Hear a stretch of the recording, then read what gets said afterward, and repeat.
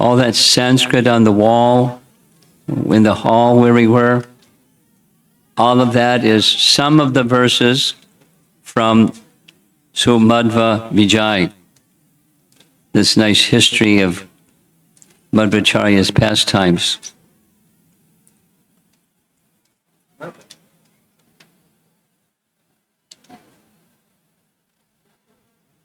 On the way over here, we stopped at a small place that you didn't stop at because there's no place for buses. On the way here, on the left-hand side, there was the place where the demon, Maniman, who took the form of a cobra and was ready to bite with its fangs, Vasudeva, who put his big toe, left foot, on the demon, and he left his body. And there's a shrine. Now, when I was able to see the carving, it's in the front is Vasudeva as a small boy, the serpent who became transferred into a demon, was taking the shape of a serpent. And behind Madhva is Bhima and Hanuman. So it's an essential theme within the life of Madhvacharya. And as we passed by, there is another hill, one of two very tall hills. This is the other one, is where the temple of Durga, which is said to have been established by Parasurama to protect this whole area. And of course, inside, many of you saw the deity of Lord Parasurama facing on our left, or in his right hand, it was his parashu, or his chopper, facing out. The chopper is facing away from him. And in his other hand, our right, or his left hand, was the bow of Vishnu, which we'll hear about, the bow of Vishnu that was part of the confrontation between Ramachandra and Parashuram. Many of you are familiar with that from Ramayana. We'll narrate that briefly. So this is his place.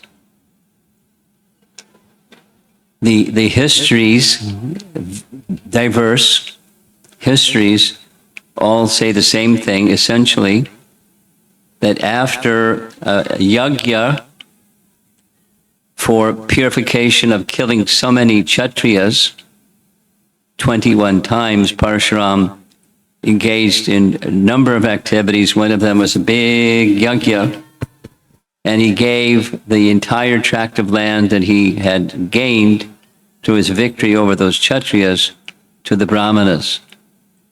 East, north, south, west, these Brahmanas, and at the center was Kashyapa, and Kashyapa said, now that you've given all of this to me, you're going to have to find a place to stay.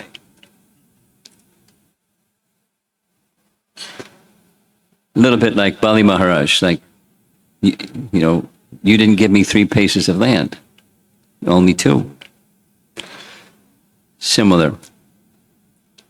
So, but different, Parasurama, the histories say Parasurama came to this part of India and made an arrangement with Samudra that when he threw his axe from this place towards the Arabian Sea, where his axe landed, that would be, the ocean would recede, and he would then have a place to stay. The histories narrate like that. And then one of them in particular says, and when the ocean receded, providing this tract of land, the salt was left behind. So the salt and soil doesn't make tillable land. For Parshuram, that wasn't a problem. Parshuram requested Vasuki to come, and with his particular heavenly poison, he withdrew all the salt or the ineffectiveness for agriculture by his own nectarian poison, and thus it was made nice for agriculture or inhabitation for others besides Parshuram. And it's for that reason that there's the information of and the presence of Nagas. If you remember, the king who had killed the snake, one of the recommendations by Parshuram, one of the three, was to build 4 temples for Nagas in the Udupi area, which he did.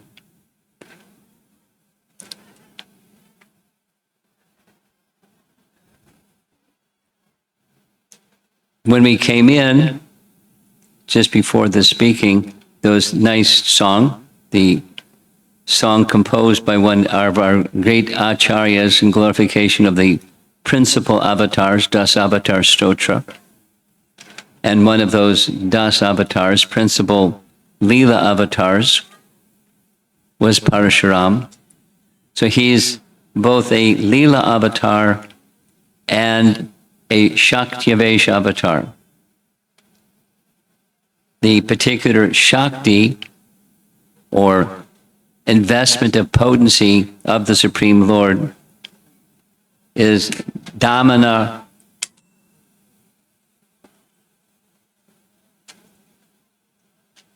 Dushta Dhamana Shakti.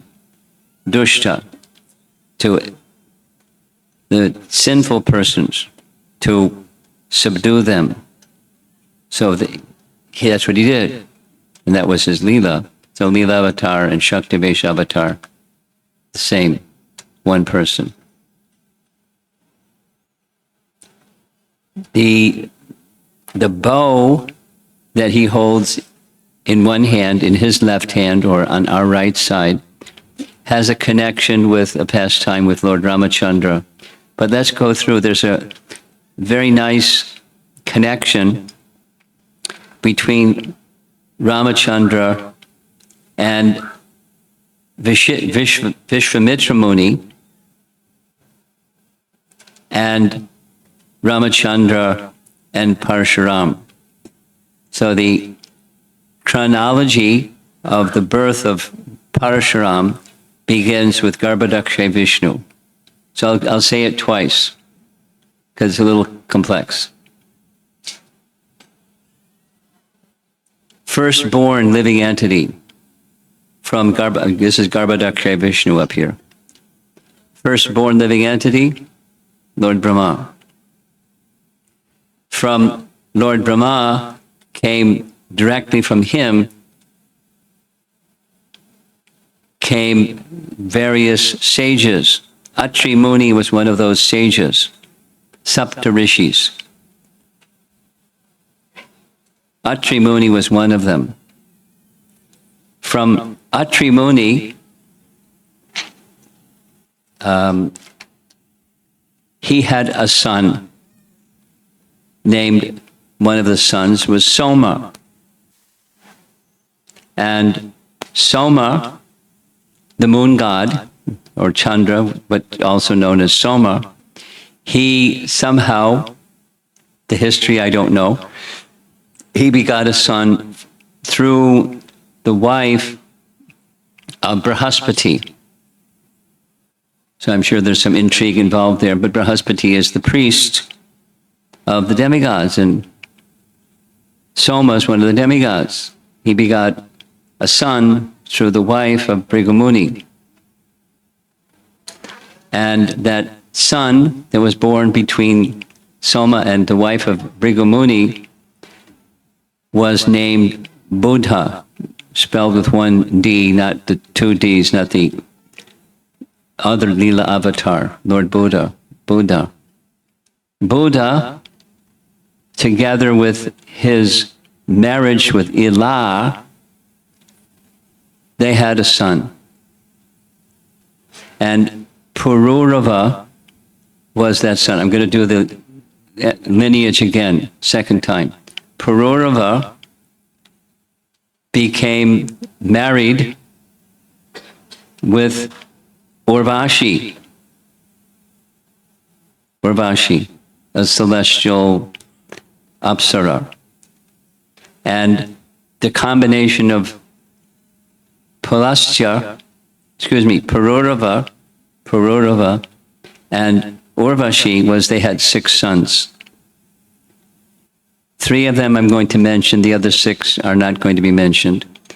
But one of those 6 was Gadhi. Now, Gadhi, the name of his wife is not mentioned that I'm aware of, but Gadhi had a daughter. And his daughter was Satyavati, different than the Satyavati that married King Santanu, Satyavati. Gadhi married Satyavati. Gadhi had a daughter named Satyavati.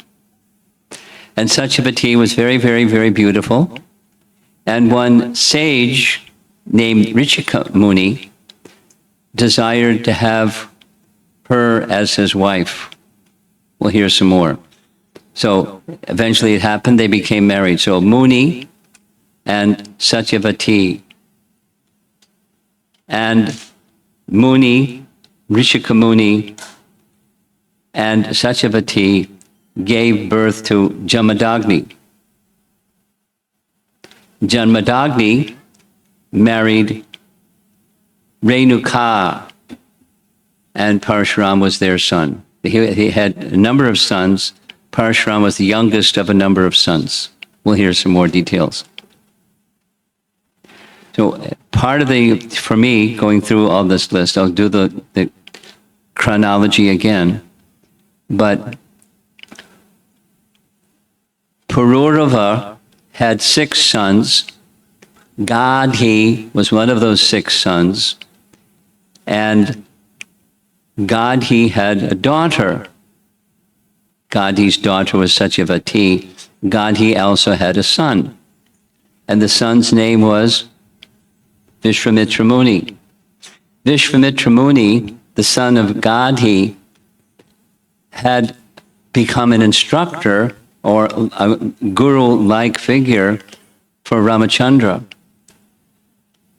So the bow of Vishnu that was in the hand of Parasurama became an issue when the bow of Vishnu, we'll hear the details from Ramayana, the bow of Vishnu was handed over to Parasurama, saying, I challenge you, string this bow and pull an arrow back. So you'll hear this whole story again from Ramayana, but when Ramachandra pulled the arrow back, he said, now that the arrow is pulled back, I have to release it. But I can't kill you because you're related to Vishwamitra, who's my guru.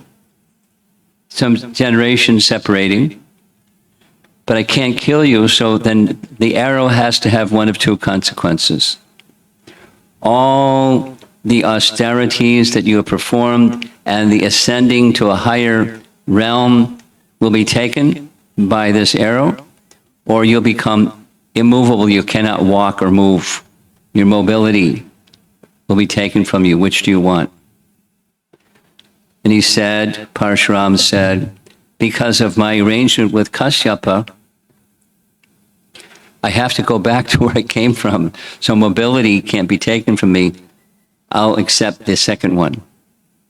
The merit of going to all of my good deeds and merits earned by me to ascend to a higher realm, it can be taken by this bow, this arrow. So it was settled. I'm giving this chronology again for a reason, because there's a later pastime of Parasurama with Ramachandra that we'll hear about in detail. And their relationship, Vishwamitra's relationship with Parasurama, was what checked Ramachandra from firing the arrow and killing Parasurama. So let's do it again. Garbhodakshay Vishnu, Lord Brahma, Atri Muni. Atri Muni had a son, Soma.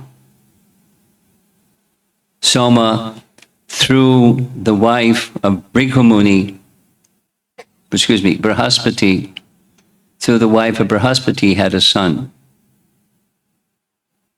So Soma had a son, and his son was Pururava, who had 6 sons. One of those 6 sons was Gadi. Gadi had a daughter and a son. We'll hear about this, Vishwamitra's taking his birth via the blessing of his wife. Or because Gadi was his father-in-law, and his mother-in-law, the mother of Satyavati, also gave birth to a son named Vishwamitra Muni. So Gadi and his wife gave birth to Vishwamitra Muni and to Janmadagni. And Janmadagni married Renuka and gave birth to Parashuram. So that's just the chronology. There's more, and something more. Some people like these details, some people don't like these details. If you don't like these details, don't worry about it. It's details. But there's a connection between Krishna and Arjuna through the same lineage. What's that connection? One of the 6 sons of Gadi and his wife was named Ayu. And Ayu had some sons. And those sons had sons, etc. So in that list of sons that came in descendancy were Yadu and Puru. So Krishna is in the Yadu dynasty, descending from the son of Puru. And Puru was one of the sons of Gadi, etc. And then another was Puru. Puru had a son, Dushmanta, and Dushmanta had a whole lineage that came. One of them was Bharata, and Arjuna and the Pandavas came in that line. So they're cousins. Arjuna and Krishna were cousins, but the connection comes from the same connection. This lineage through, one more time. Garbhodakshay Vishnu, Brahma, Soma, Buddha. Buddha's son was Pururava, their 6 sons, etc., etc. So this is his hill or his place. And let's hear a little bit of the detail. So going back to the lineage, Gadi was a king. Gadi was a king in a place called Kanyakubja. And if those of you that like Srimad Bhagavatam know something else about Kanyakubja, it's the place where Ajamila was from. Correct? Kanyakubja. And he had a daughter, Satyavati, who was very, very beautiful. And Rishika Muni, and here's another detail, Rishika Muni was a Brahmana, Gadi was a Kshatriya, his daughter was Satyavati. Rishika Muni desired to marry the Kshatriya's daughter, which was proper. But Rishika Muni was not in the favor of the king. So rather than saying no, Gadi said, we're from a royal family, and there's an expectation of a very substantial dowry. You're a Brahmana, you don't have the means for a dowry. here's the dowry. If you can arrange this dowry, you can marry my daughter. The dowry will be 1,000 white horses, as brilliant as the moon, and with one ear that's black, either the right ear or the left ear. Like, impossible.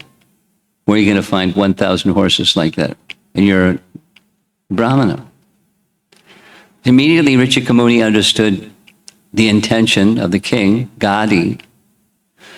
So, Richikamuni went to Varuna, appealed to Varuna, please supply me these 1,000 horses of this description. Varuna did it.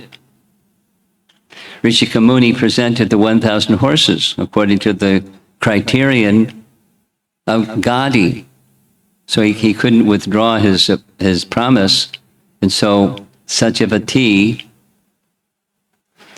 became the wife of the Brahmana Richikamuni. Richikamuni is in the line of Bhrigu Muni, and therefore those in the line of Bhrigu Muni are called Bhargavas.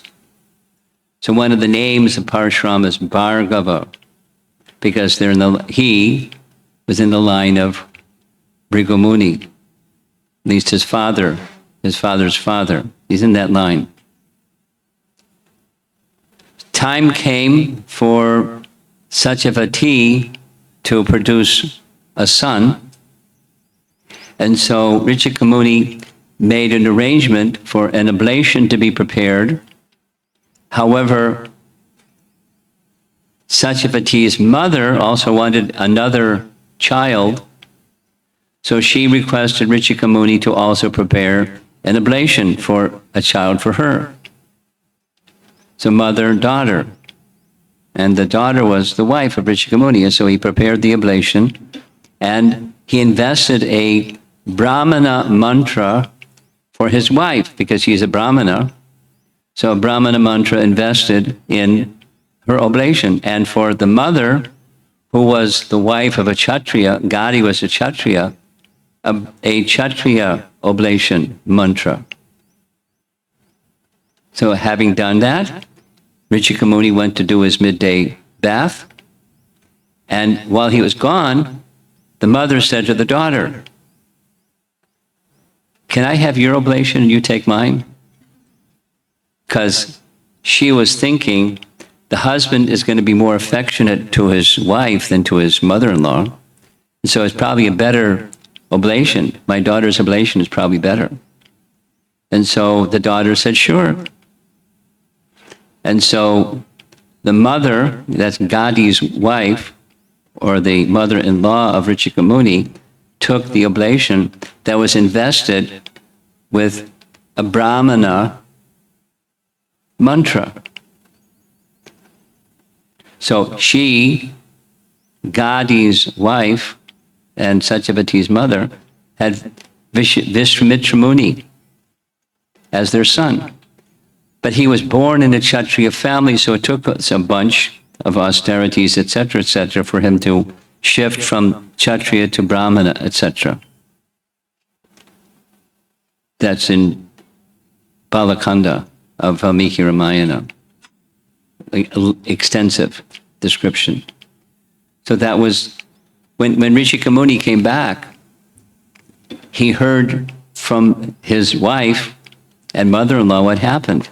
And he scolded his wife. "This is very bad. What you've done will result in you having a son who will be the scourge of the world. He'll travel about and kill so many people in a Kshatriya spirit." And she said, no, I don't want that. I'm sorry. Please make some other arrangement. So Richikamuni said, "Very well, the son of your son will be like that." So as their son, Richikamuni and Satyavati, Janmadagni was born. Very, very elevated Brahmana, and Janmadagni then married Renuka, and they had Brahmana sons,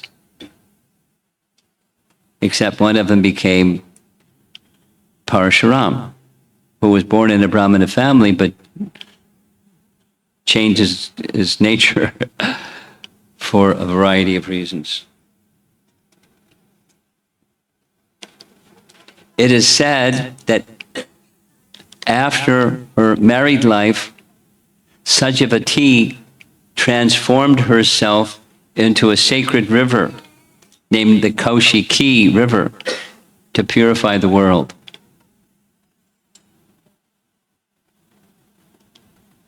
And Parashuram, again, the teaching is, he's Shaktivesh avatar, Dushta Damana Shakti, invested with the potency of the Supreme Lord to quell down the influence of Dushta personalities.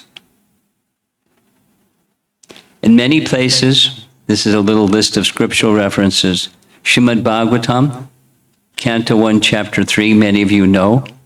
Principal avatars, it's not just the Das avatars, because that's primarily Leela avatars. There's a list of 24 principal avatars, and Parashuram is listed there, Canto 1, Chapter 3. He's the 16th of the 24. In the 9th canto, where this whole narration of Jamadagni, etc., is narrated, it says about Parashuram that he was an incarnation of the Supreme Lord, the celebrated incarnation of Vasudeva, who annihilated the dynasty of Kartaviryarjuna, and that he quelled the population of kings 21 times throughout the whole world. There's several other places. Canto 10, Chapter 14, that's Brahma's prayers. Canto 10, Chapter 14. Brahma said to Krishna, among the great sages, you incarnate as Parashuram. It's part of Brahma's prayers to Krishna, Chapter 14. And then in Chapter 82, that's the pilgrimage made by the residents of all over the place, but specifically Dwarka, went to Kurukshetra on the occasion of the solar eclipse. And Parashuram is mentioned there, that he created lakes of blood at Kurukshetra called Samantaka Panchaka, lakes of blood. And those who go to Kurukshetra, there's no longer lakes of blood, it's lakes, but it's still called Samanta Panchaka. And it's part of the pilgrimage to Kurukshetra specific to the occasion of solar eclipse. In Rupa Goswami's writings, he makes reference to Parashuram in relation to each of the 12 rasas, 5 primary, 7 secondary rasas, and Parashuram is the presiding personality of one of those secondary rasas, the secondary rasa of anger, Raudra rasa. He presides over that, that transcendental, not just anybody that gets angry, but the rasa in relation to the Supreme Lord. Parashuram is the presiding deity of that one.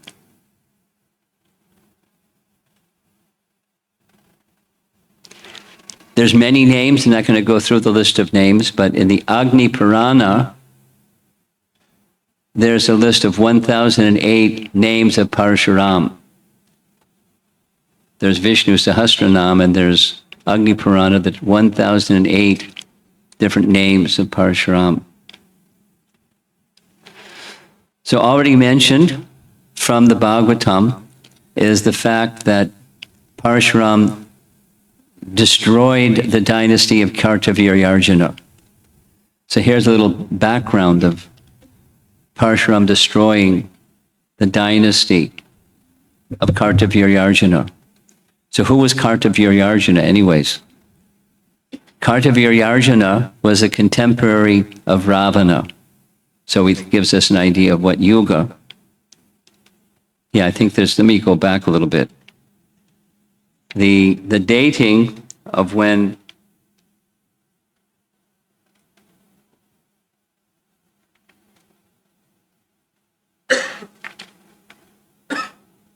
no.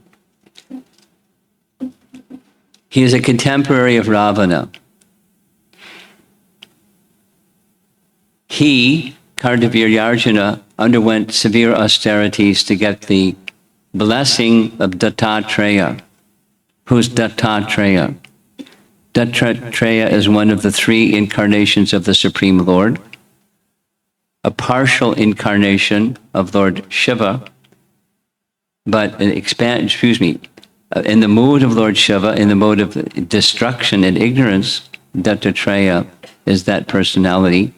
And Kartavirya worshipped him and was given a benediction by Dattatreya, many benedictions actually, but one of them would have 1,000 arms. There's another person that got a benediction like that from Lord Shiva. Who is that person? Banasura. Kartavirya was very powerful, had mystic powers. There's a list of all of his mystic powers, and Dattatreya really piled him up with powerful, undefeatable, almost, personality. And he was proud. I mean, people can be proud over nothing, but he was proud over something, but he was very proud. And he flaunted that pride. So one time, he, Kartavirya, was enjoying in a river, the Narmada River, with many ladies. And with his 1,000 arms, he was causing the flow of the Narmada River to back up. And upstream was a camp where Ravana was. And Ravana's camp got flooded. Ooh, Ravana became angry. Ravana came to challenge Kartavirya. So what did Kartavirya do with his 1,000 arms? He wrapped him up and put him in a prison in his own capital city, and then let him loose.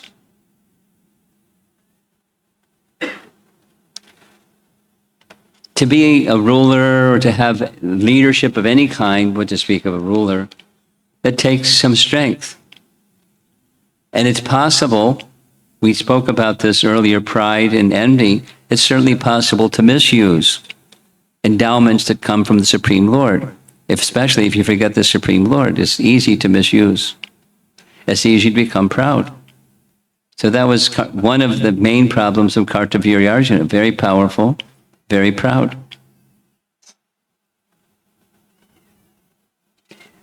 So one day, this is after releasing Ravana, one day, much later, he was traveling through the forest area, and he just happened to come along the hermitage of Jamadagni.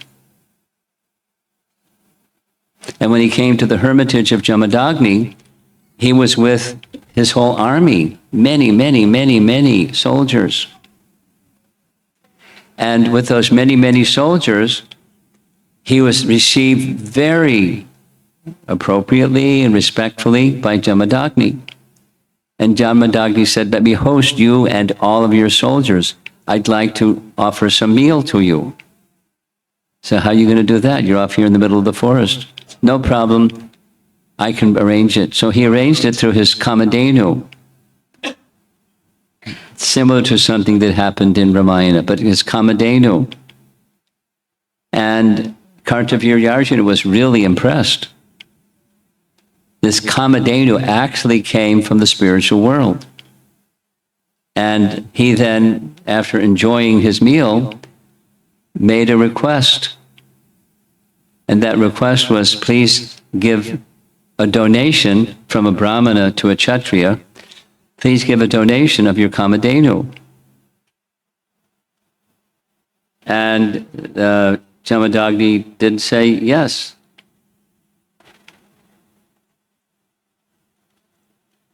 So rather than just accepting that the Brahmana said no, he decided, he just gave an instruction to all of his soldiers and all of his men, forcibly take this Kamadhenu from this ashram. And so they did his order. They stole the property of a Brahmin, what to speak of Kamadhenu and her calf.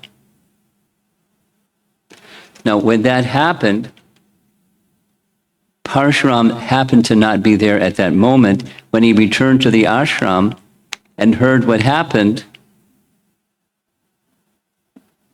the parashu came out,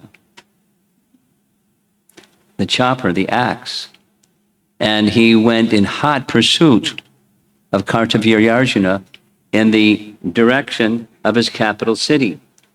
Mahishmati, I believe, was the name of his capital city, and he went chasing after him.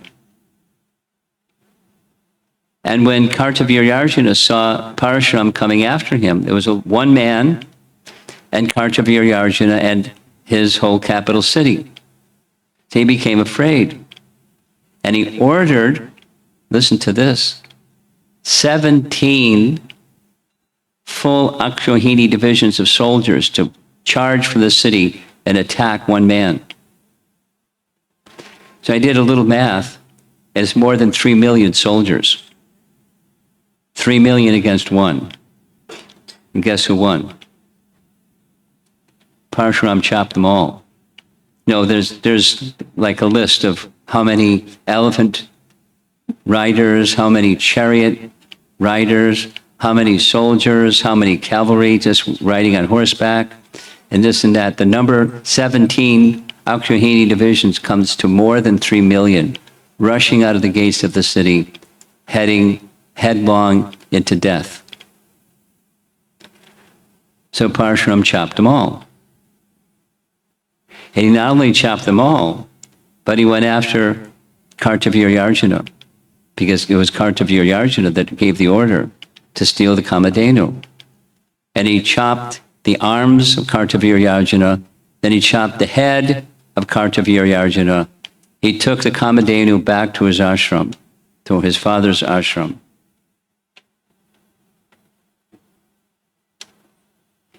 Now, Kartavirya had 10,000 sons. When they saw their father getting chopped and these 3 million soldiers getting chopped, they fled. But that wasn't the end of it. So when he came back to his father's ashram, his father scolded him. It's a lesson for Brahmanas. There's going to be a Brahminical initiation tomorrow, and some of you are already Brahmanas, so these are lessons for Brahmanas or would-be Brahmanas. He said, Janmadagni, great Brahmana, said, basically, shame on you. We're worshipable. Brahmanas are worshipable people by people in general because of their elevated qualities. One of the foremost of the elevated qualities of a Brahmana is forgiveness. Transgressors are to be forgiven. What to speak? A king. And you killed him. So he then said, Lord Brahma, who is our ancestor, he achieved the post by this Brahminical quality of forgiveness. Look what you've done. So lesson.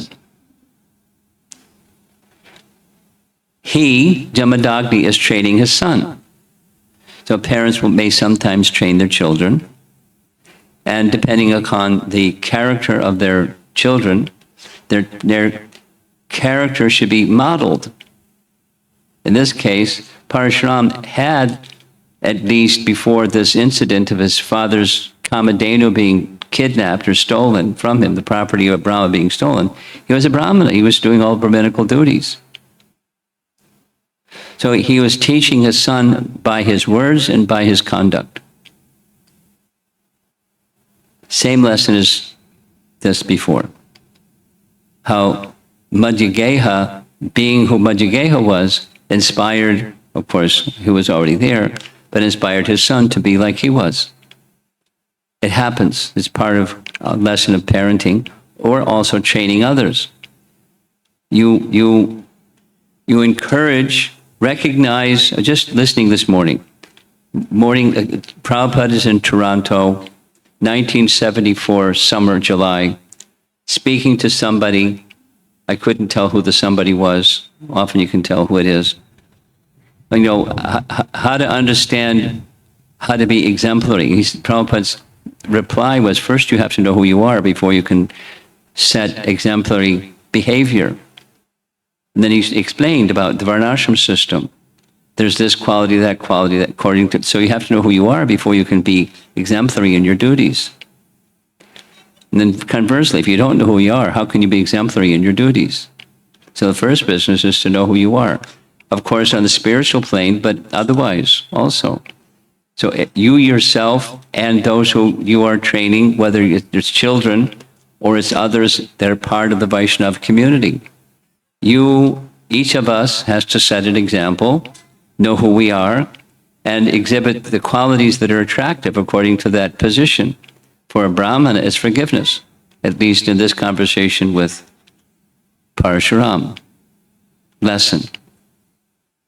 So I said, you've done something very, very wrong. Killing the emperor is more severe and serious than killing of a Brahmana. So you've already done it, unnecessarily. So you have to purify yourself. And the purification, you should go to the holy places throughout the land and seek purification by going to holy places throughout the land. So Parasurama accepted for 1 year to atone for killing Kartavirya. Parasurama went to holy places throughout all of India to purify himself. Now turn to another chapter of history. He's now back in the ashram with his father, and his father's name is Jamadagni. He was a transcendental personality, and you could understand that his wife, named Renuka, had mentally become attracted to another man. The other man was Chitraratha. Chitraratha was the king of the Gandharvas. And Chitrarashtra, along with some Gandharvas, were bathing in the Ganges. And she saw him, and she became charmed by his beauty, king of the Gandharvas. She didn't do anything, just within her mind. She was unchaste. She came back to the ashram and stood silently before her all-knowing husband and looked at the ground. She didn't say anything, but he knew. And he scolded her and said, what you've done is very sinful. He ordered his sons to kill your mother. They declined. He then turned to his youngest son, Parasurama, and said, kill your mother and kill all your brothers. Here's your chopper. Go at it. So he chopped the head of his mother and chopped the head of his brothers. No hesitation. Jamadagni said, well done. You can ask for me any benediction you like. Yes, Father, the benediction is bring two things. Bring back to life my mother and all my brothers, and have them forget that I killed them. So be it. But obedience, pretty severe. Prabhupada's teaching. You've heard this before. I'll repeat it. Obedience is the first law of discipline. Should I say it again? Obedience is the first law of discipline. So say it the other way. A characteristic of a disciple is obedience. He was angry at his sons for disobeying him, and for that reason, he ordered his youngest son to kill them. Now that's pretty severe. And it's how powerful is he? He could have done any number of other things, but he was teaching a lesson, and his son understood the lesson and asked that they be brought back to life without remembering. So obedience is the first law of discipline. Meanwhile, back in Mahishmati, the 1,000 sons of Kartavirya, they weren't pure. They lost their father and over 3 million soldiers from the capital city, so they wanted to get back. Revenge. He did this to me. Revenge. So what did they do? They silently, quietly snuck up on Jamadagni's ashram when he was in full meditation, complete trance meditation. They saw him sitting like that, and they approached him from behind, and with a chopper, they cut off his head.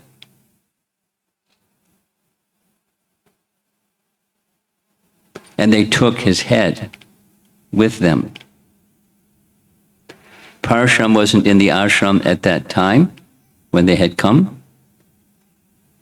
And when he came back, he did two things. He told his sons, you take care of the body of our father, and I'm going to chase after there's 1,000 sons. 1,000 or 10,000? 10,000. That's a lot of sons.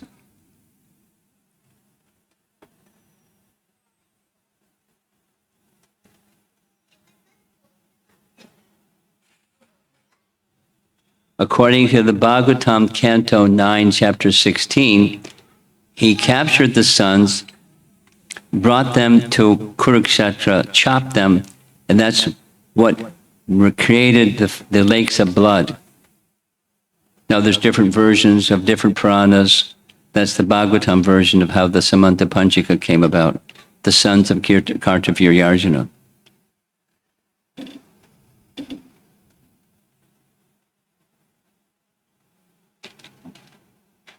When Parasurama came back to his ashram, he joined the head of his father, which he got back from the 10,000 sons of Kartavirya, joined the head of his father with the rest of the body of his father, and did certain worships of Lord Vasudeva, and as a result of that worship, his father came back to life.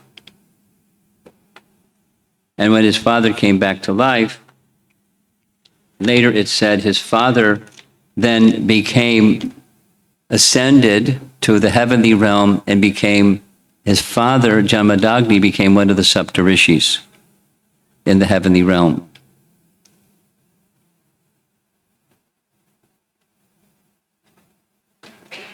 According to the Srimad Bhagavatam, in the next Manu, this is Vaivasvata Manu in Yuga cycle number 28, and there's 71 Yuga cycles during each Manu. He, Parasurama, becomes a great sage himself during the next Manu. He becomes one of the Saptarishis, a change of service. We sometimes change services.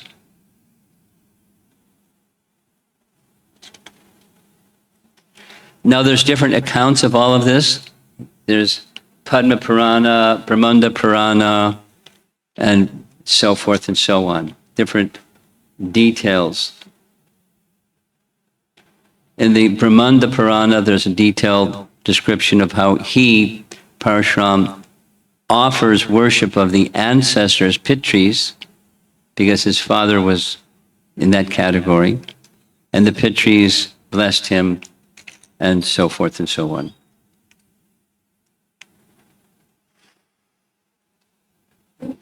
Many of you already know, but no harm in hearing it hundreds of times, again and again, is the incident between Lord Parasurama and Lord Ramachandra. This is found towards the end of Balakanda, when Dasarath and the four brothers, having been married in the kingdom of King Janak, are returning back to Ayodhya. And as they're returning back to Ayodhya, whole big festival, happy, joyful set of circumstances, all of a sudden it became different. The sky became dark. From the sky came ashes. They became practically smothered in ashes and wrapped in darkness, no sun in all directions. And suddenly on the horizon, Parshuram appears with his chopper in hand and bow in the other hand. Nice description. Looking like a flaming fire. Everyone fainted except Vishishta and the other sages, because they were chanting mantras and they were protected.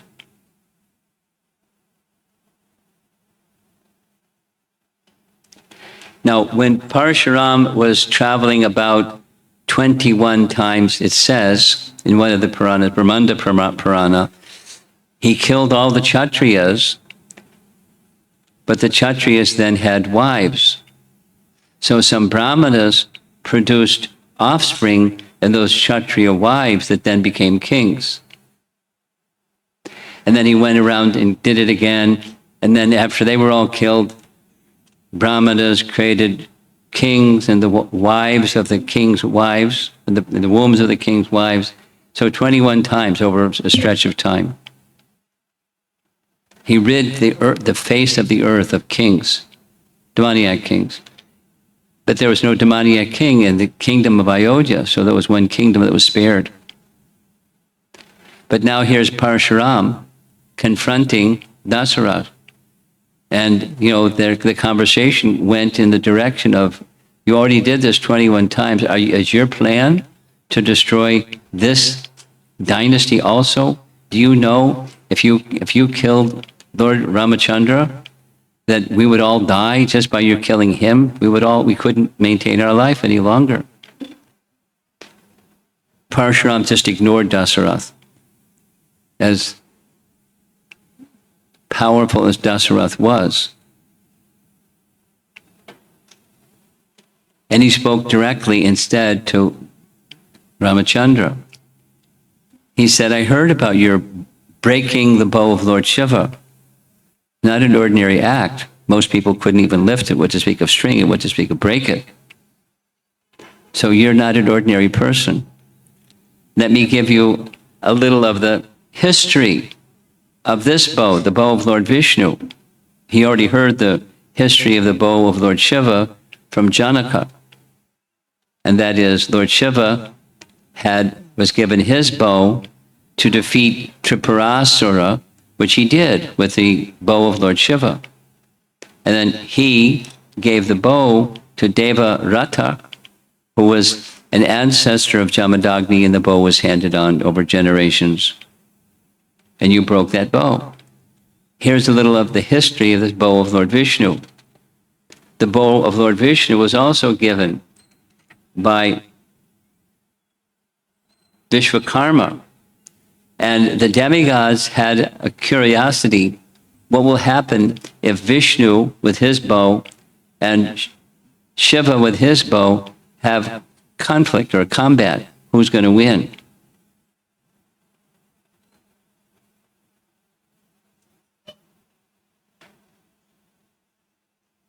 When it turned out that just by having the bow in his hand, Shiva became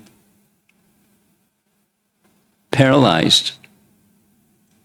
That's when he gave his bow to Devarata, the ancestor of Janaka.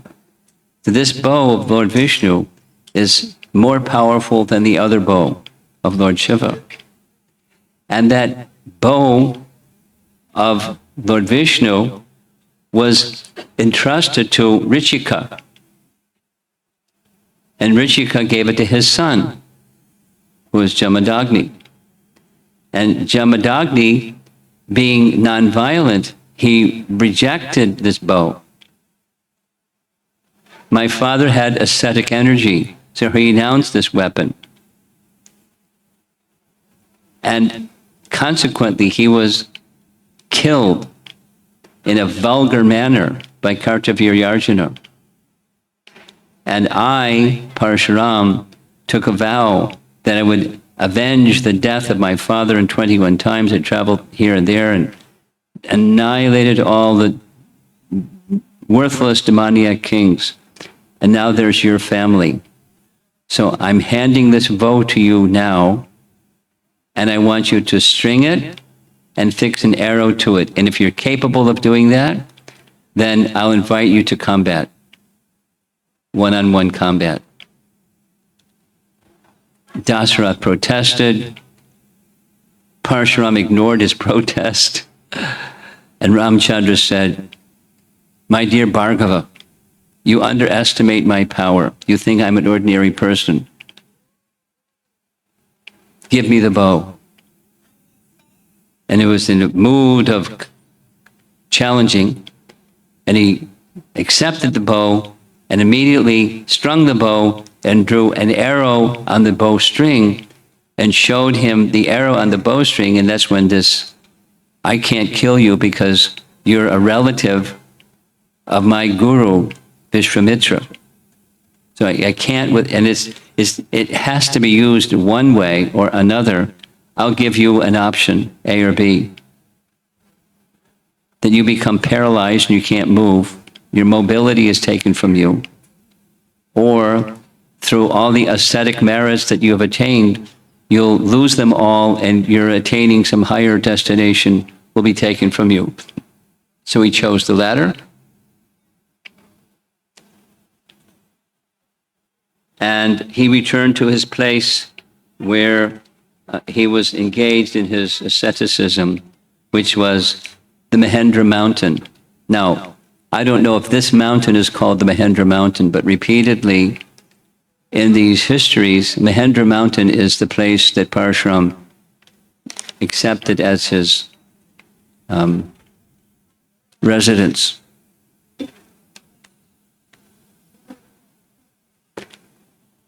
How are we doing with time? The children aren't here, so I don't have to worry about the children getting restless because they already took off. So now it's the adults have to keep your attention. Is everyone okay? Keep going? Or should I end? Keep going. Okay. So now we're ready for another Mahabharata episode.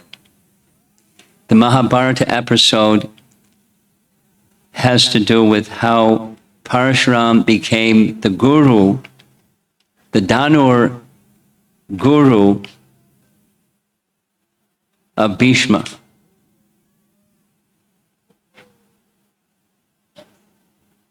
You know the story?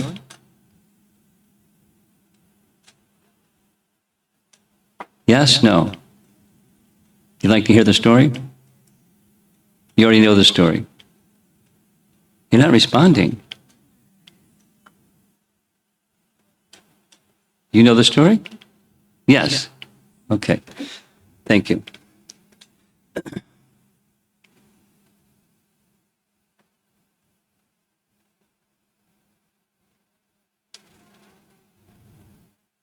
How far back to go?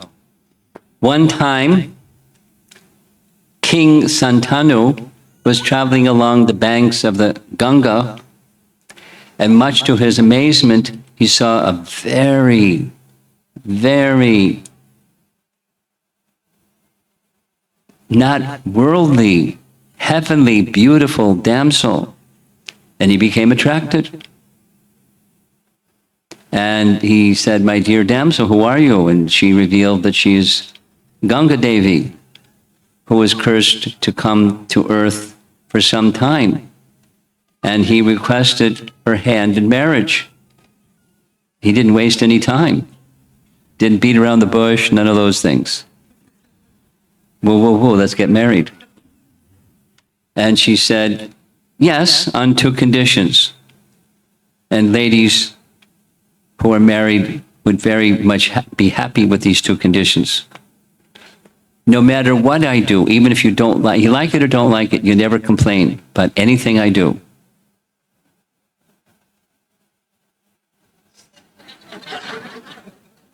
Never. And the other is you don't speak harshly, ever. He agreed. So the first 7 sons that were born, shortly after they were born, ceremoniously Ganga took the sons and threw them in the river. He kept his word, but when it came to son number 8, he broke his word. He said, "What are you doing? Why are you doing this? Please don't do that." She said, you broke your promise. You'd never stop me, even if you didn't like something. So those first 7 sons, they're sons that were condemned to take birth on earth. I released them from that curse, and now they've gone back to their heavenly destination. Now this other son, I'm going to look after. See you later. And she disappeared with son number 8. He was given the name Devarata, which is the same name as the person, I don't know if it's the same person, the same name as the person who Lord Shiva gave his bow to. At least it's the same name. I don't know if it's the same person. So Santanu lost child number 8. And some time passed, and he was feeling what a parent would feel when he lost his wife and lost his 8th son after losing the first 7. He wasn't feeling happy. One day, some years later, walking along the bank of the Ganges, he saw that the water level of the Ganges was almost empty. So he wondered what happened. So he went upstream, and he saw a youth who with his celestial weapons had stopped the flow of the Ganges. And when the youth who had stopped the flow of the Ganges with his celestial weapons saw Santanu, he just disappeared, poof. What was that? Sometime later, Ganga came and presented this 8th child and explained, while you were not training your son, I made sure he got very, very excellent training. Vishishta and Bhrigu Muni trained him in scripture. Parasurama trained him in military skill, and he's all trained up by the most qualified of people. So I now entrust you with your 8th son, and now I'm going to disappear. And so Ganga disappeared. So that's, now I tried to find some other Puranic or other reference, like what happened, how did it occur? It doesn't say, I couldn't find it at least. What was that training by Parasurama of Bhishma, later became Bhishma because of his great vow, but the son of Santanu and Ganga. So his mother made the arrangement for Parasurama to become his guru.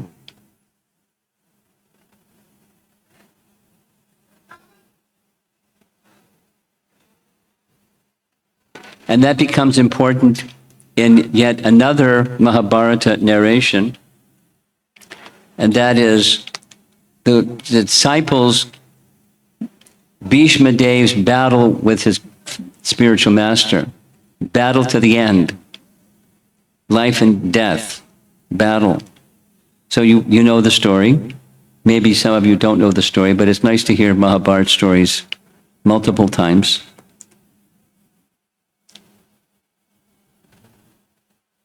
And how far back you go depends how far back you want to go. But Bhishma was looking after the kingdom, waiting for his 2 brothers, Vichachavirya. What's the other brother's name?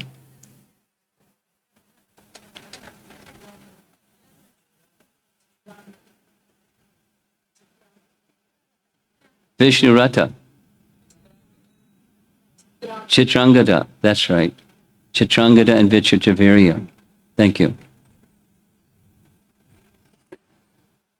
So when it came time for the elder of the two brothers to take over the kingdom, he took it upon himself to make an arrangement, although he was a brahmachari, lifelong brahmachari, to make an arrangement for the marriage of his brother, Vichitravirya. You know the story. There was going to be a Swayamvar ceremony in South India. And so he went to the place in Kashi where 3 daughters of the king of Kashi were having their Swayamvar ceremony. And he went. And while the other kings were milling about, Bhishma didn't waste any time. He just put the 3 girls on his chariot, drove off. And then the soldiers, the other princes and kings, went chasing after him, but they were no match for Bhishma. So all 3 daughters of the king of Kashi were taken to become wives of Vichitravirya. However, there's always a problem, even if you're grandfather Bhishma. One of the sisters, Amba, confided in Bhishma, I've already given my heart to another. I really can't marry Vichitravirya. And that other person was Shalva, and Shalva and I already had a plan that during this Swayamvar ceremony, we would become married. But you kidnapped me, so what to do? Bhishma consulted the Brahmanas and said, you can send her back. She can marry Shalva. And when Amba escorted back to marry Shalva, Shalva said, I can't marry you, I've been with another man, and sorry.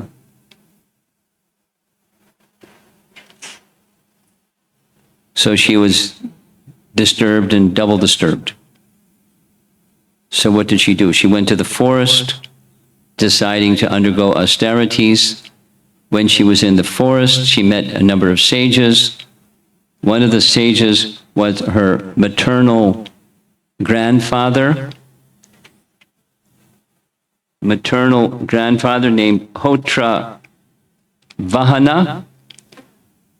Ahotra Vahana heard her story, felt sorry for her, and said, don't worry, Parasurama is going to visit our ashram here in the forest in just a short while, a few days. So I'll approach Parasurama, explain your story, and see if Parasurama can convince his disciple, Bhishma, to marry your daughter. Parasurama came. Parasurama heard. Parasurama felt sorry. Parasurama made a vow to Amba, I'll speak to my disciple and persuade him, convince him, order him to marry you, because he's the one that kidnapped you.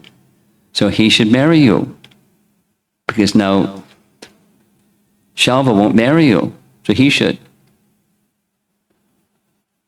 She was happy marrying Bhishma, except Bhishma said no. And how could Bhishma say no? Because his guru was ordering him. He said, I've taken a vow and I can't violate my vow. And then Parasurama said, I'm your guru and I'm giving you an order. And you're disobeying my order. You either follow my order or you fight me. Parasurama said. And Bhishma said, well, we'll have to fight because I don't break my word. I've taken a vow. And if the only option you're giving is fighting, let's go to Kurukshetra and have a battle. So it was settled. They left Hastinapur, went to Kurukshetra, and had a battle. And there's like this long Mahabharata-like narration of the battle. Very colorful, very interesting, celestial weapons, this and that. 23 days later,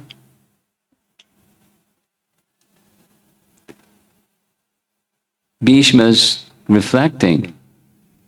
He can't kill me, I can't kill him, what to do? In a dream that night, 23rd night, 8 brahmanas showed up in his dream and said, don't worry, you can destroy him with a Pashupat weapon. Even Parshuram doesn't know that one. So when you use the Pashupat weapon, he won't be able to repel it. So tomorrow, use it. And you'll remember the mantra at the right time. So sure enough, on the 24th day, big battle, details and details and details. And no one was prevailing over the other one. And so finally, Bhishma remembered what the 8 brahmanas had told him in his dream, and he prepared the Pashupat weapon. But when he prepared the Pashupat weapon, is ready to fire it, Narada Muni came. Narada Muni is very, very expert. He comes at the right time, at the right place, does the right thing, and said, all the sages and demigods are saying, don't use this thing. He's your guru. You can't use this Pashupat weapon against your guru. Put it away. So Bhishma put it away. And the ancestors, Janmadagni and others, Rishika Muni and others, came to Parshuram and said, stop, enough. And he said, I've taken a vow, I'll never stop fighting once I've begun a battle. And so they're both saying, no, I've taken vows and I have to keep my vows. The 8 brahmanas, this is Mahabharata, the 8 brahmanas came again in person, not just in a dream, before Bhishma Dev, and said, don't fight against your guru, go and pay your respects and fall at his feet. Meanwhile, Parshuram had dropped his weapons. So Bhishma went to Parshuram, who had dropped his weapons, he fell at his feet, and they all lived happily ever after. Parshuram said, you're such an amazing disciple. All glories to you. I was advised by my ancestors to desist, and they gave the right advice. So there's an exchange between Parshuram and Bhishma, and we know about that Bhishma, of course this is not Bhima, this is Bhishma, but a very illustrious person, and one of the pastimes of Parasurama. Few more and we're done. Dronacharya. Who's Dronacharya? Dronacharya was the guru, military guru of the Pandavas and the Kauravas. So where did Dronacharya, who's an acharya, get his skill? From Parasurama. So he's a Brahmana, and Parasurama was not going to give his teachings to a Kshatriya, but only to a Brahmana. So he came, and when Drona came and said, I want your skills. He said, you're a Brahmana, why do you want these skills? He said, I just have this desire, and I can't get my mind away from it. And when he saw the determination of Drona, he trained him. He trained him in everything, and all the mantras, and the celestial weapons, and so many things. And then he instructed Dronacharya, you're such a good disciple, I give you the benediction that you can teach others who aren't necessarily Brahmanas. So he got this benediction, and he asked for more. Give me all the weapons and all the mantras to fire all the weapons. Just, it must be used in righteousness according to dharmic principles. So Drona was very strict. As Parasurama was strict, as a teacher, Drona was very strict. Which means if you didn't abide by according to religious principles or moral principles, then it would be ineffective. All that training that he had received and passed on would be ineffective, because it's submission to the guru that makes any training effective or ineffective.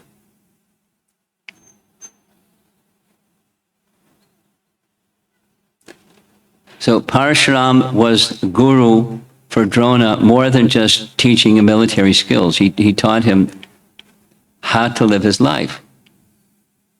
In this case, as a Kshatriya, but a Brahmana performing the duties of a Kshatriya, how to live by ethical principles. And a teacher that not only gives tools, but teaches values. A good teacher.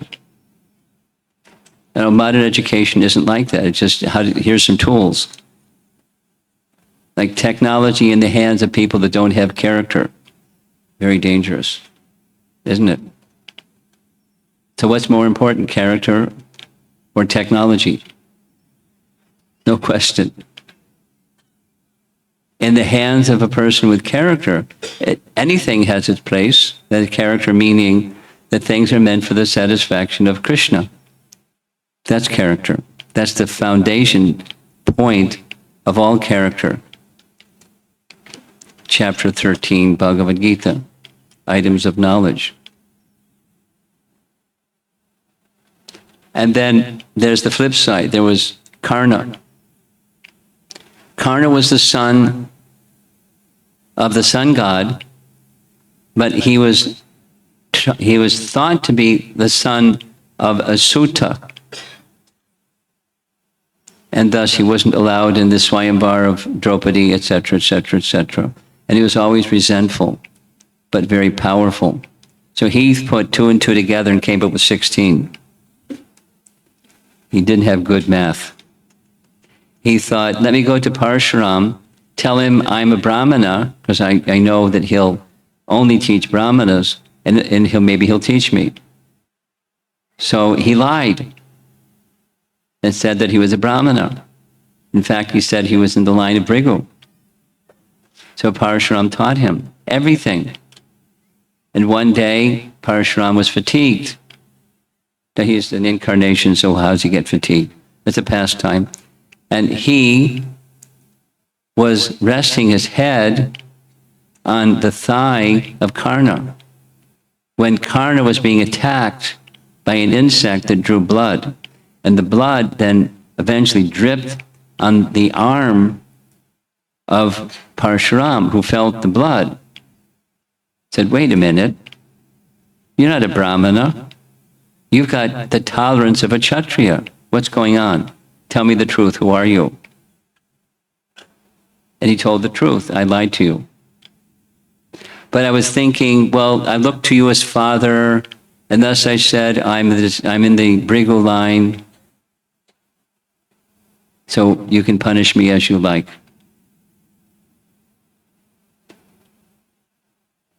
He said, you're unscrupulous. But what's been taught can't be taken back.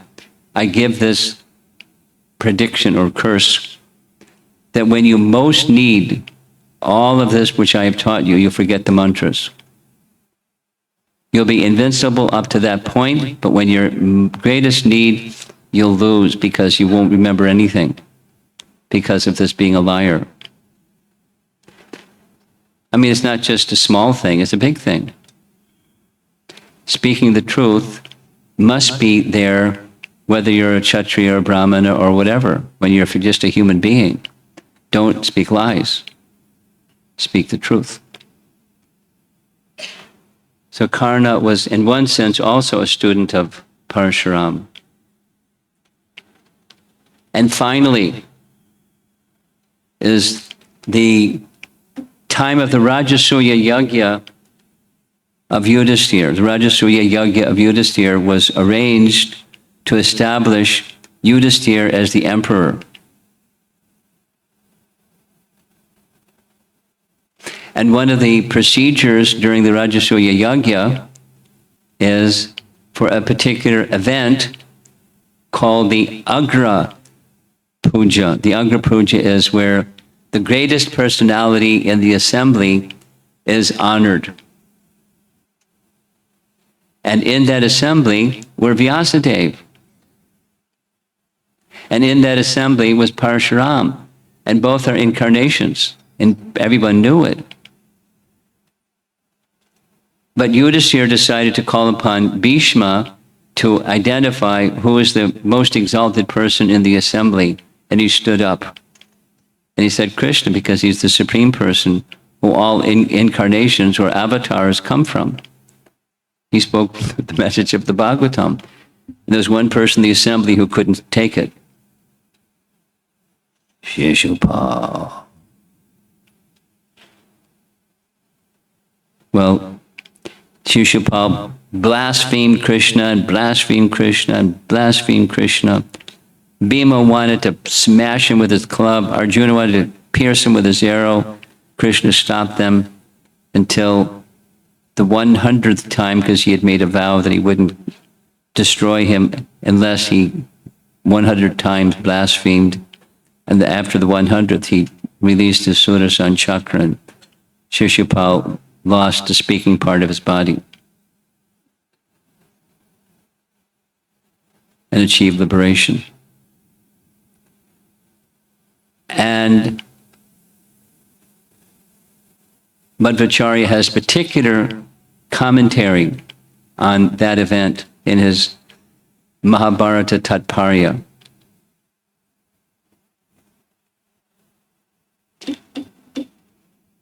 Here's what he writes. Different. Get ready for something different. The doorkeeper Jaya of the giant Vijay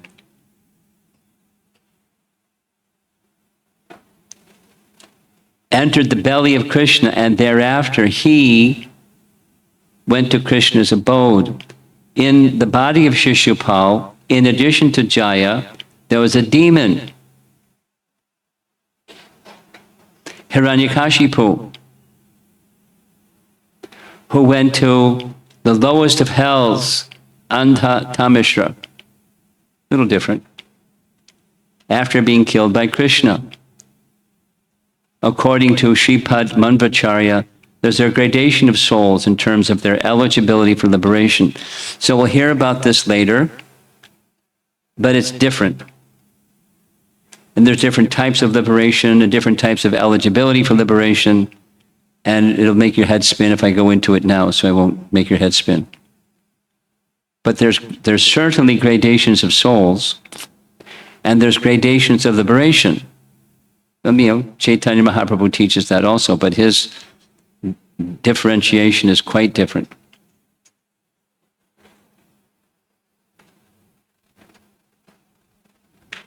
And to write what he wrote, he doesn't just like pull something out of the air. He has scriptural references to support what he writes. And he's very convinced and convincing, and followers of Madhvacharya accept what he says, just like we accept what Chaitanya Mahaprabhu says in Chaitanya Charitamrita, and the Goswamis who received teachings from Chaitanya. We just accept it. No, there's scriptural support for what they say. Abundant scriptural support for what they say. But it's teachings that align with what they understood from Chaitanya Mahaprabhu. So let's do this just quickly, and we'll revisit it again later. There's a tree called disciplic succession. And then from that tree, disciplic succession, there's branches. There's a trunk of the tree, and there's branches from a trunk of a tree. And Chaitanya Mahaprabhu's teaching is a branch or shakha of the tree of Madhvacharya.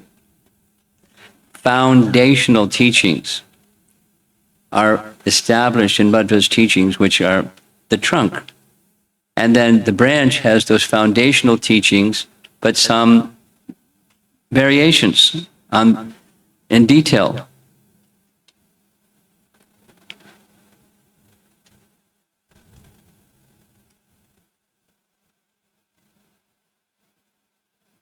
Is everything okay?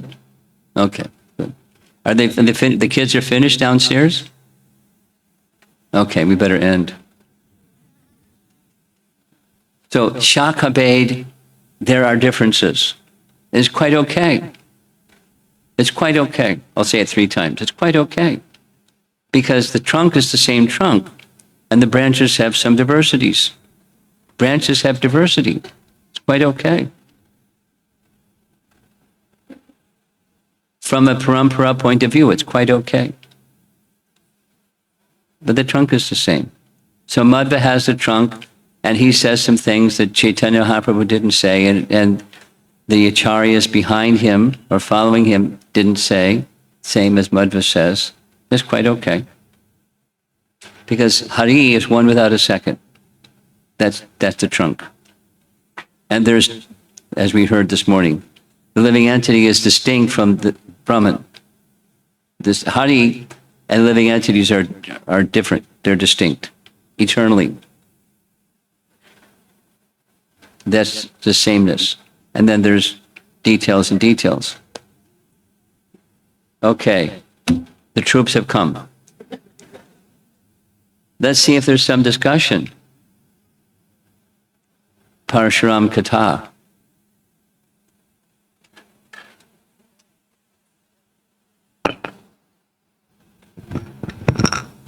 Dear Guru Maharaj, please accept my humble obeisances.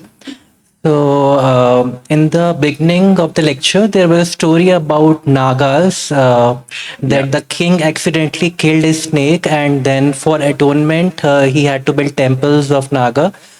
But elsewhere, I may be recollecting it wrongly. There was an incident in, I think, Bhakti Siddhant Vaibhava. Where? Where? Bhakti Siddhant Vaibhava. Pastimes of Bhakti Siddhant Saraswati Thakur ji. Okay. Killing of a snake. So there was a snake, and like That's he different. said, kill it. That's different. So I was not able to reconcile the position of snakes in the Vedic culture, whether like they worshipped or like killed. So I couldn't like reconcile. Well, you can say there's good snakes and there's bad snakes. And you and I don't necessarily have the power to discern the difference between the two. But the reference that you're speaking of, yes, it took place, and there's a reference in the Srimad Bhagavatam that confirms what Bhaktisiddhanta said. So it's what he said was consistent with Scripture, and in this case, it has everything to do with a Leela of Lord Shiva and Parashuram combined, that snakes would have a special place for the purpose of protection, not for the purpose of attacking. Okay. For protection. Like, the Trishul of Lord Shiva can be used in two different ways, to attack or to protect. So the Nagas that were being established at the request of Parashuram and Lord Shiva was for the purpose of protection, not otherwise. No, I don't think I could do it much more than that. Other than saying there's categorical difference, and our discerning capacity is quite limited. So we go with what the Srimad Bhagavatam says, which is what Bhaktisiddhanta said. Okay. So it is for a particular Leela that they are, placed for worship, for protection. But we don't worship snakes. I mean, for general people that. For general people, we don't worship snakes. Okay. Okay. And Maharaj, I have one more question. Okay. Growing up, we used to watch, Ramayana in Doordarshan, so it may not be very authentic what I'm quoting. But there was a dialogue between Lakshmana and Parshurama where he was challenging the morality of killing mother. So, if say outside people, somebody asks us like Parshuram killed his own mother, and like yes, he did. Mother is regarded as good as God. So Yes. how can we, at some level we understand because he's incarnation. So there is some. Not just that, it's a Leela, so that how do you balance this instruction conflicts with that instruction, so how do you decide? It happens. How do you decide? You go to the scripture, and if the scripture can't discern, you go to Guru, because the Guru can help you discern. So in this case, his father was his Guru, although he's an incarnation. Okay. And with his father, that was it. Okay. He just did what his father said because he's like his guru. Okay. And because he did what his guru said, he got a benediction, whatever you want, bring them back to life. Okay. It's an instruction. It's instructive, not, that's how you decide between one instruction from Scripture and another instruction from Scripture are conflicting what to do. Then we approach the guru and Yeah. ask. Okay. Okay. That answers my Thank question. you. Thank you. Better have a qualified guru, you get the wrong signal.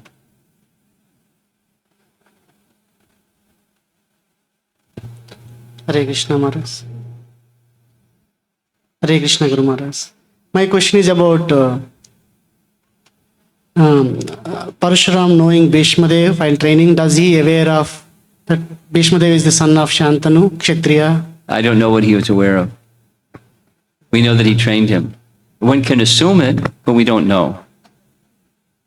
Ganga brought him. Now, who is this boy that Ganga is bringing? Maybe she said, maybe she didn't say. We don't know. I had a team of 6 people looking through the Puranic literature to see if they could find any details about that training other than that mention that I just recited. And it struck out. No mention. So you're asking a question that has no mention. What did Parshuram know and not know? No mention.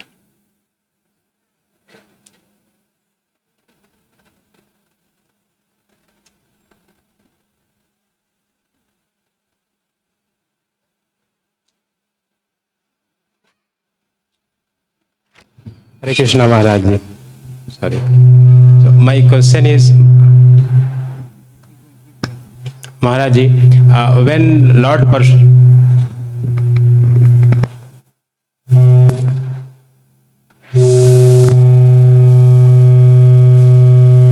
Interesting question. Lord Parshuram killed Sahasra Arjuna, Kirtavirya Arjuna. Then Jamdagni Rishi scolded him. Why did you kill king? king? It's more worse than killing a Brahmana. Yeah, But again, we don't normally hear that, but that's what Jamadagni said. Just shout without the microphone. Go ahead. 21 times. All Kshatriyas, not just one. What was what? Yeah.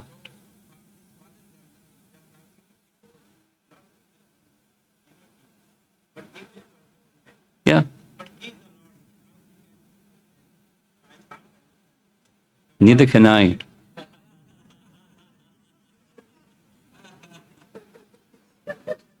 He is an empowered incarnation to do what he did. That's the only way I can adjust going against what his father said.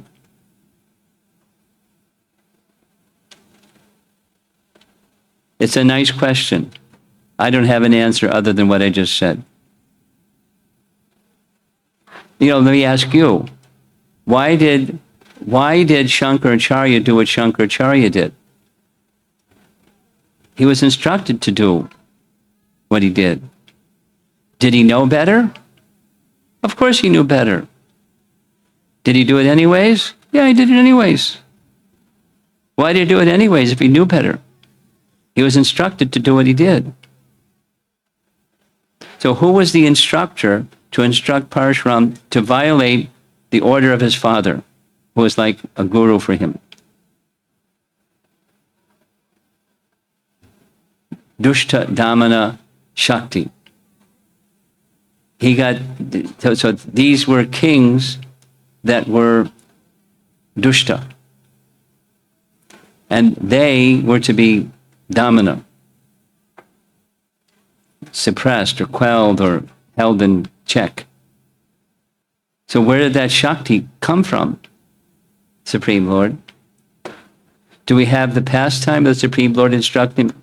Go, Parshuram, you're my empowered Shaktivesh avatar. Go do it. Even your father says don't do it. Do it anyways. Do we have that dialogue? But he was empowered. He didn't just fly off the handle and get ticked off and say, revenge. It's a detail. Somewhere along the line, he was given some order, some empowerment to do what he did. From the person that gave him the Shakti to do it, Vasudev. Where's the Leela, please?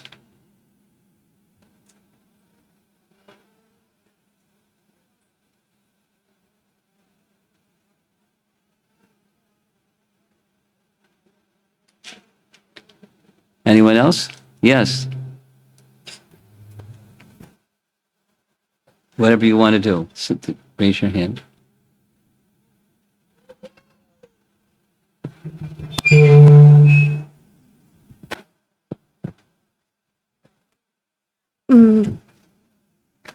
Go ahead, speak.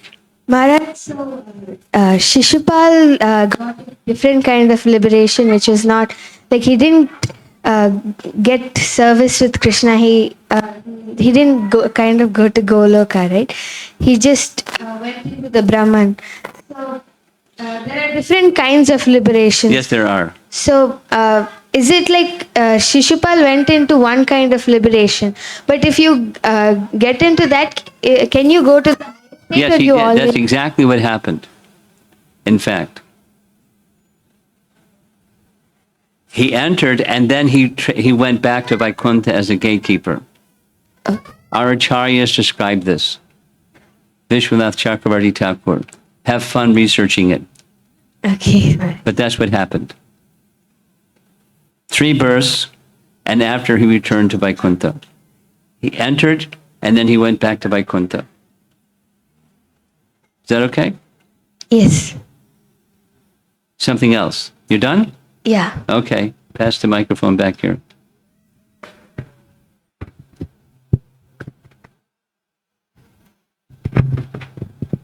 Hare Krishna Maharaj.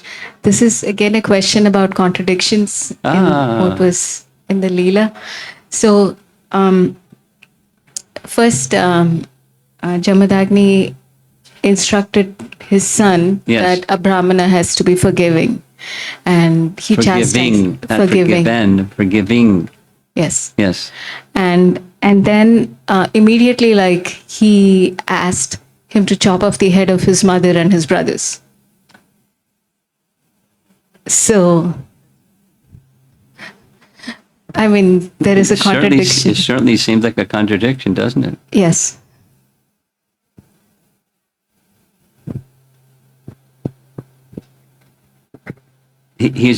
So let us conclude he's duplicitous. Says one thing, does something else. It's good for you, but it's not good for me. Let's not go there. So if we're not going to go there, where are we going to go? In his next life, he becomes one of the Saptarishis. That means he knows the conclusions of Scripture. So why is he not acting within the conclusions of Scripture, which says Brahmanas should be forgiving? So then one can, without knowing what he knew, I don't know of any scripture that says what he knew or why he did what he did, but there was a purpose of his doing what he did, and the purpose showed by the fruit. He wanted, and he also gave forgiveness. He didn't have to give forgiveness. He gave forgiveness to show the quality of a Brahmana, but also to show another quality of a disciple. So he hit a home run.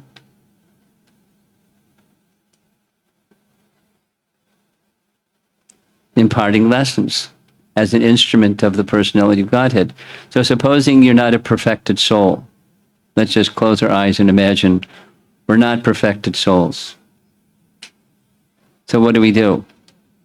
We abide by Scripture. Then comes, this Scripture says this and that Scripture says that, so what do? You go to Guru.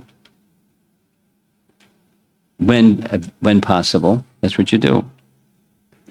Or you look at histories, because then you're using your reasoning faculty to look at histories and say, this is what I should do because this history says this. And someone else can come along and says, wait a minute, that history says not this, but says that. So now there you are again. So then you do a lot of praying and become pure, and then some indication may come what to do. But that's what we do when there's apparent something. Now, if you're Jamadagni, you don't have, you're already there. He was teaching 2 lessons in one time. Parent not forgiveness and forgiveness. Punishing on principle, because in this case, let us go to Scripture. In this case, a guru has the license to admonish a disciple and instruct strongly a disciple. Whereas Parasurama doesn't have that license because he's not the guru of Kartavirya. So you can unpack and take a look at the big picture.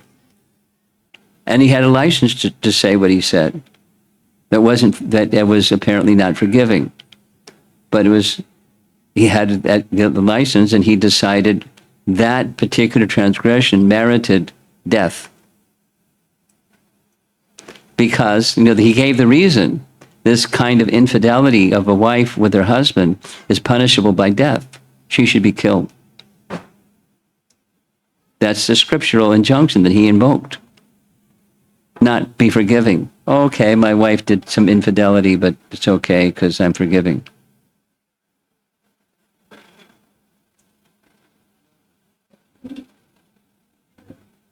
That's another Brahminical principle. Abide by the Scripture.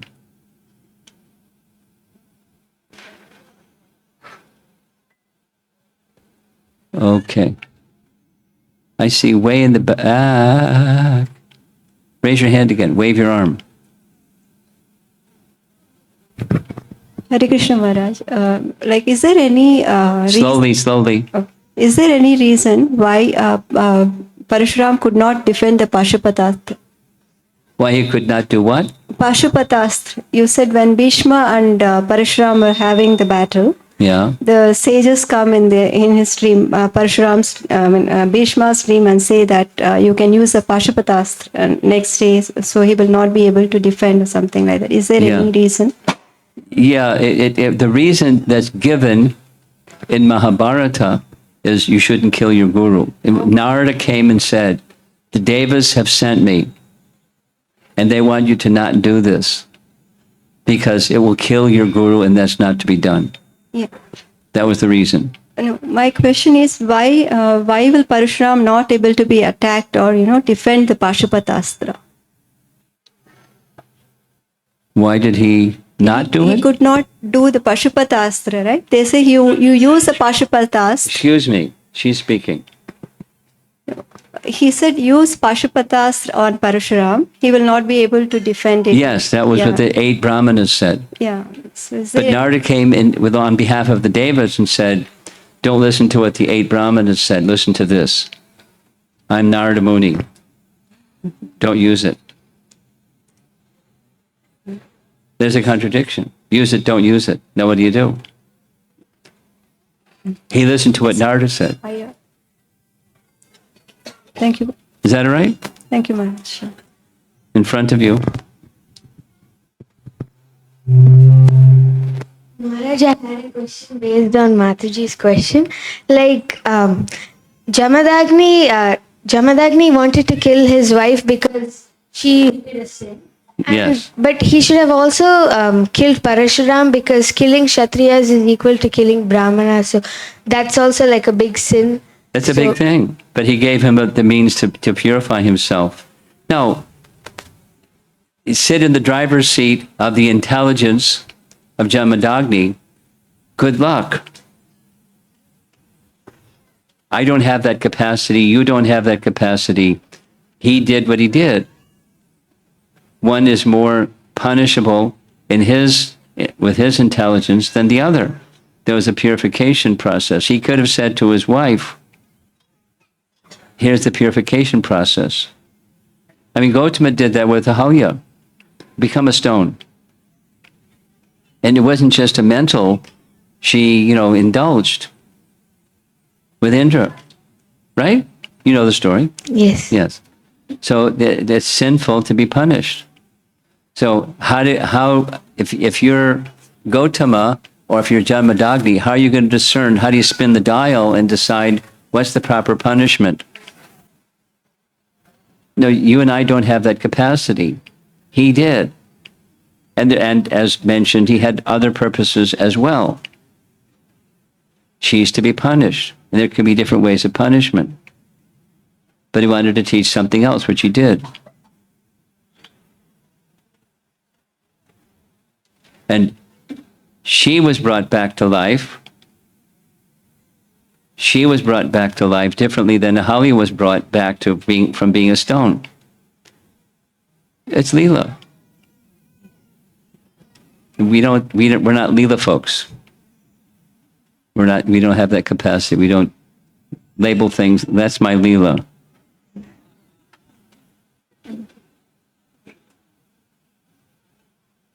Thank you, Maharaj. I'll go. I see way in the back. One last question. One gentleman in the back. And that's going to be our last question. Because it's now 2:00. What time did we start? 12:10. Hare Krishna Maharaj. Here this. Oh, you went over there. Okay. Please accept my humble obeisance. Speak slowly. Okay, Maharaj. The quality of forgiveness you mentioned in this class. It is. I felt it is a very deep quality and a heart purifying quality. Yes. And very often it depends on many factors. Yes, it does. Always depends on many factors. If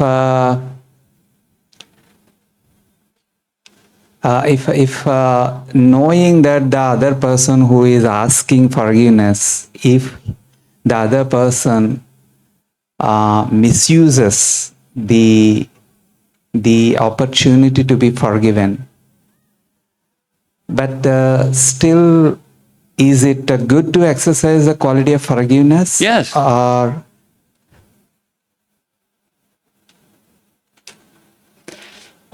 I think if I understand what you're asking, I may not be understanding what you're asking.